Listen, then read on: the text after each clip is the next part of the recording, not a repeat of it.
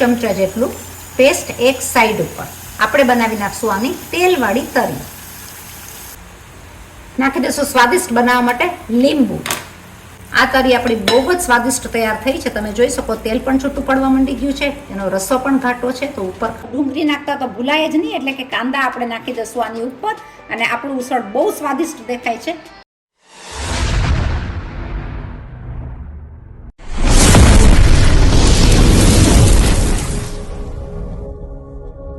તમે જુઓ છો શું વટાણાનું આપણે બનાવશું એકદમ સ્વાદિષ્ટ ઉસળ.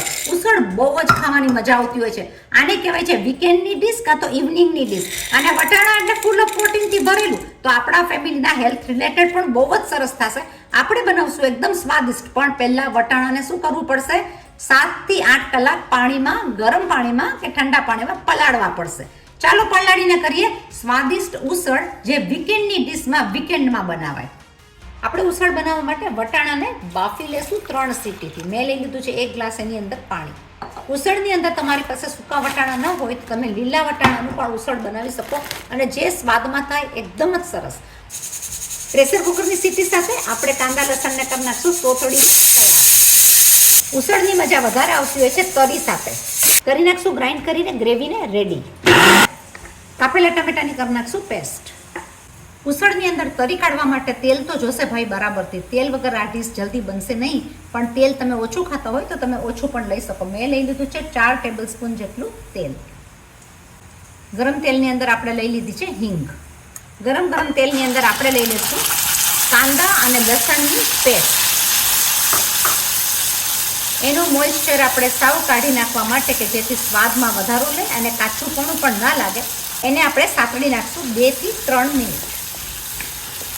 જ્યારે તેલ છૂટું પડતું હશે ત્યારે આપણે લઈ લઈશું ટમેટાની પણ પેસ્ટ. કાંદા ટમેટા લસણ એકદમ સરસ રીતના એની ગ્રેવી થઈ જાય મિક્સ. કરી નાખશું બધો મસાલો. લઈ લઈશું માપથી મીઠું, જેથી કરીને ચડી પણ જાય તરત જ. આ ડીશ તમારી તૈયાર થઈ જશે 12 થી 13 મિનિટમાં. આપણે એને ટાઈમ આપશું 2 થી 3 મિનિટનો, જેથી કરીને એનું તેલ છૂટવા માંડી જાય અને આપણે થોડી ગ્રેવી કાઢી લઈશું તરી બનાવવા માટે. ચલો ભાઈ, ઉસળની મસ્તીનું તેલ તો એકદમ સરસ રીતના છૂટું પડવા માંડી જશે. આપણે કરી નાખીએ એનો મસાલો. આના મસાલાની અંદર અડધી ચમચી હળદર, તમારા ઘરમાં જેવું તીખું ખવાતું હોય એવું 1 ચમચી કાશ્મીરી મરચાંની ભૂકી, જેથી કરીને કલર આવે એકદમ જ સરસ. અડધી ચમચી ધાણા જીરું, 1 ચમચી લઈ લઈશું ઉસળનો મસાલો. સ્વાદ વધારવા માટે અને ટેસ્ટ વધારવા માટે હું લઈ લઈશ અડધી ચમચી પાઉંભાજી મસાલો. છે ને એકદમ સ્વાદિષ્ટ.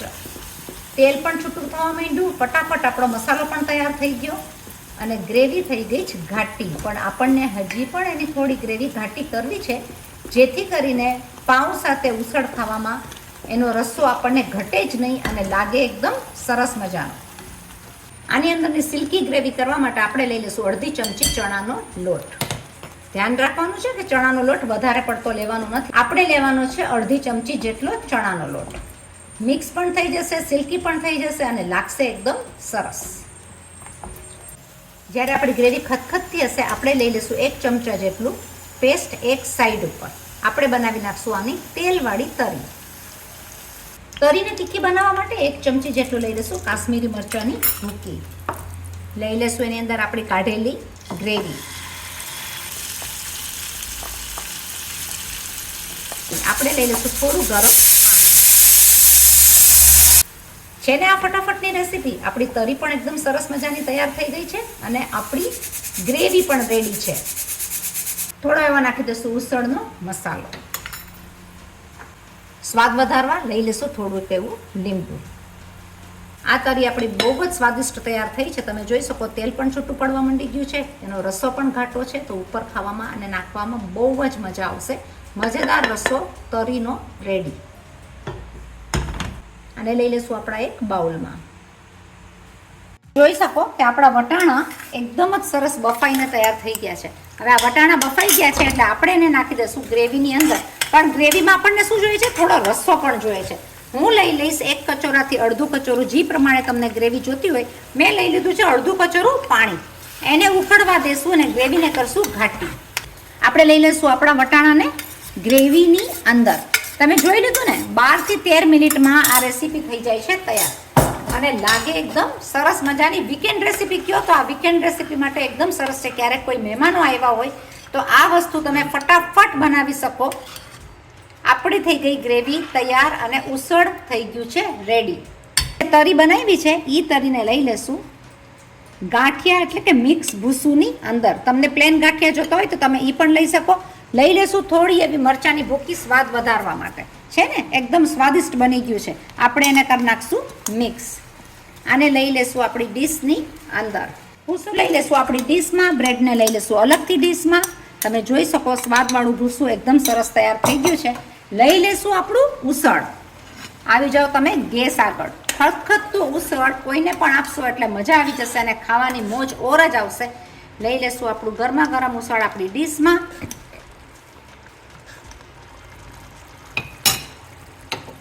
આની ઉપરનો શણગાર હોવો જોઈએ ધાણા, પણ ઓસ્ટ્રેલિયામાં ઘણી બધી ગરમી હોવાને કારણે ધાણાની અત્યારે ચાલે છે શોર્ટેજ, એટલે કે કોથમીરની ચાલે છે શોર્ટેજ.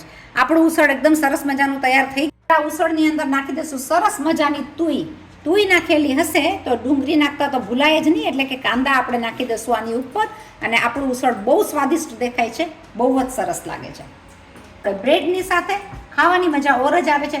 જરૂર આ બનાવજો. ઉસળ બહુ સરસ મજાનું થાય છે, સ્વાદ એકદમ ટેસ્ટી હોય છે.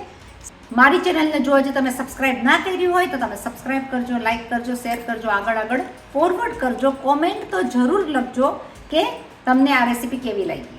ચલો આપણે મળીએ છીએ બીજી નવી રેસીપી સાથે. ત્યાં સુધી stay safe and bye bye.